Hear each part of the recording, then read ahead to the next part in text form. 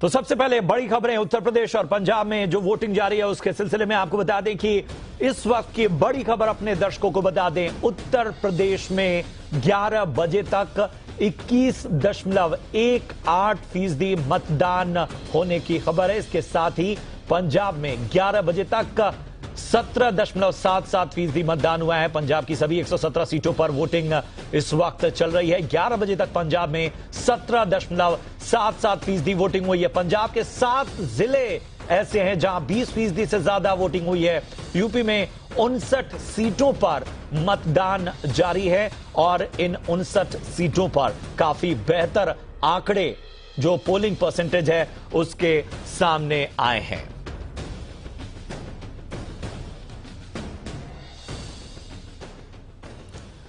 तो आज यूपी के चुनावी बैटल का राउंड 3 है, यानी कि आज विधानसभा चुनाव के तीसरे चरण में उत्तर प्रदेश की 59 सीटों पर वोटिंग इस वक्त चल रही है। पंजाब की बात करें तो जैसा हमने बताया 117 सीटों पर मतदान हो रहा है। इस चुनाव में यूपी पंजाब के तमाम दिग्गज नेताओं की साख दांव पर है।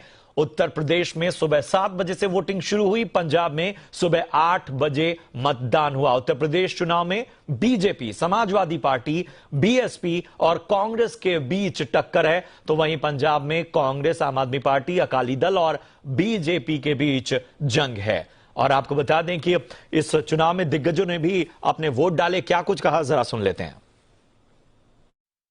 दोनों सीटों से चुनाव जीत रहे हैं और 2/3 मेजोरिटी से कांग्रेस पार्टी सरकार बना रही है। ये इलेक्शन अगली पीढ़ी के लिए है जिसे नशे में डुबा दिया गया। एक पीढ़ी हमने आतंकवाद में खोई, दूसरी हमने नशों में खो दी। तीसरा फेज हम बिल्कुल क्लीन स्वीप करेंगे। बीजेपी को कहीं पैर रखने के लिए जगह नहीं मिलेगी इस फेज में। 17 में हम साथ नहीं थे तो उसकी वजह से नुकसान हुआ था।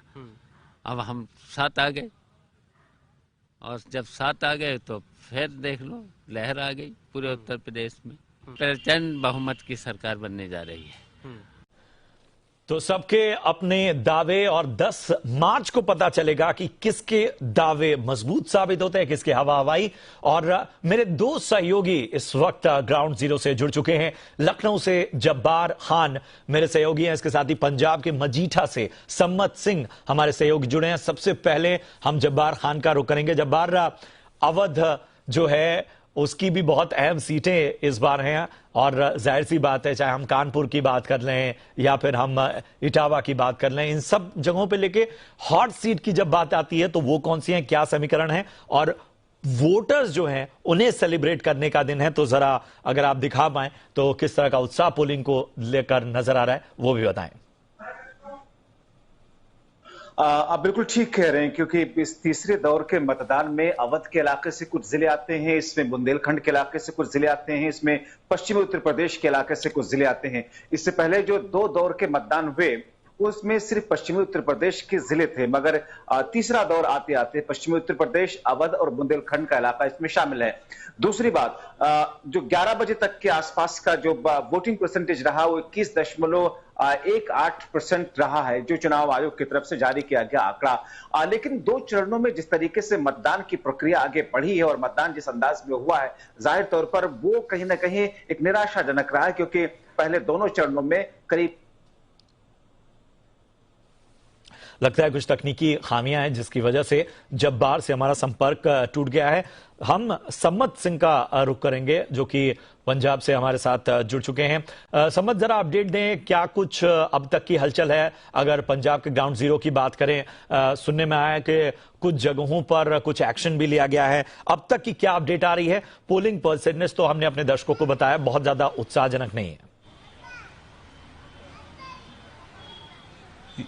जी बिल्कुल, अगर बात पंजाब की करें तो आज चुनाव का दिन है। पंजाब में शांतमय तरीके से जो चुनाव है वो चल रहे हैं, पर कई जगहों पर जरूर मशीनों की तकनीकी में खराबी आई है, वो चुनाव आयोग से द्वारा जो ठीक कर दी गई है। अगर फीसदी की बात की जाए तो 11 बजे तक जो पंजाब की वोटिंग की फीसदी है वो 17% रही है। अगर बात मजीठा की करें तो 20% जो वोट पोलिंग है वो हो चुकी है। और इसके अलावा अगर बात करें ऑल ओवर पंजाब में 24,700 की पोलिंग बूथ्स है जो लगे हुए हैं, जिन पर 2.5 लाख से ज्यादा लोगों की जो ड्यूटीज है वो लगी हुई है। हालांकि महिलाओं के द्वारा महिलाओं के लिए अलग से जो पोलिंग बूथ लगे हुए हैं और डिसेबल्स हैंडीकैप के लिए विशेष तौर का ध्यान रखा गया है कि उनके लिए भी पूरी फैसिलिटी है वो चुनाव आयोग के द्वारा की गई है। हम बातचीत कर लेते हैं। आप मेरे पीछे तस्वीरें देख रहे हो कि किस तरह लाइनों में जो लोग हैं वो अपना मतदान देने के लिए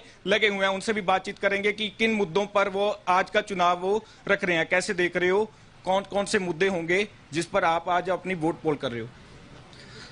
देखो जी, अज तो सारे इको जे जानते हैं बस। ड्रग्स का मुद्दा रहा है कि ड्रग्स को लेकर पंजाब हमेशा ही मुद्दा बना के रखा है कि कैसे लगता है कि इस पोलिंग में ड्रग्स का मुद्दा अहम रहने वाला है? नहीं सर, नहीं, बस ठीक है जो भी। और भी लोग खड़े हैं, उनसे बातचीत करेंगे। कैसे लग रहा है कि कौन कौन से मुद्दे विशेष रहने वाले हैं आज पंजाब में? मुद्दे जी कहते बच्चों की एजुकेशन के वास्ते मेन है, बच्चों को एजुकेशन वधिया मिले। बाकी हॉस्पिटलाइजन जो गरीब लोग ने उन्होंने सरकारी हॉस्पिटलों में सही इलाज हो, फ्री इलाज हो।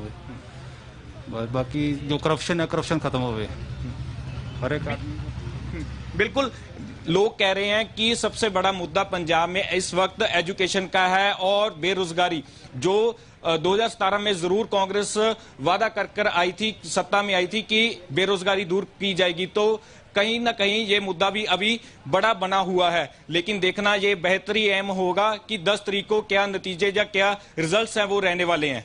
बिल्कुल बिल्कुल, और जाहिर सी बात है सम्मत, हमने जो वोटर्स का मिजाज जाना, उनका साफ तौर पर कहना है कि वो अपने बच्चों के भविष्य को लेकर चिंतित हैं। और पंजाब में जैसा आपने भी जिक्र किया कि न केवल ड्रग्स एक बहुत अहम मुद्दा है, बल्कि यहां से पलायन और इसके साथ ही जो जिस तरह से वोटर्स भी कह रहे थे कि एजुकेशन को लेकर वो बहुत ज्यादा चिंतित हैं, वो बेहतरी चाहते हैं अपने बच्चों की, और इसे लेकर वो वोट कास्ट करने निकले हुए हैं। एक बदलाव के तौर पर इसे देखते हैं।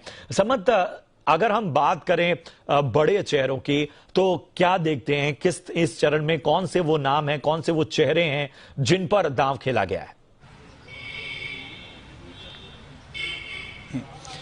बिल्कुल, अगर बात की जाए अमृतसर ईस्ट की, कुछ समय पहले जी मीडिया के साथ विक्रम मजीठिया ने साफ तौर पर बता दिया था कि वहां पर अमृतसर में नवजोत सिंह सिद्धू वर्सेस विक्रमजीत सिंह मजीठिया एक हॉट सीट मानी जा रही है।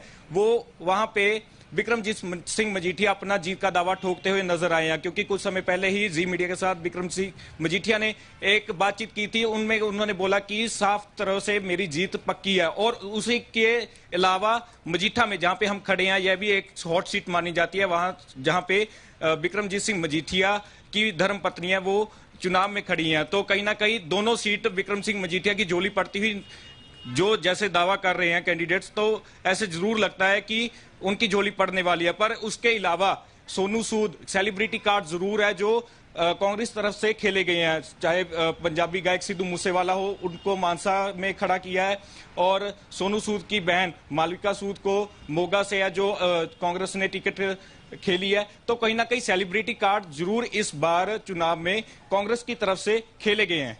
बिल्कुल बिल्कुल, बहुत बहुत शुक्रिया करेंगे सम्मत आपका।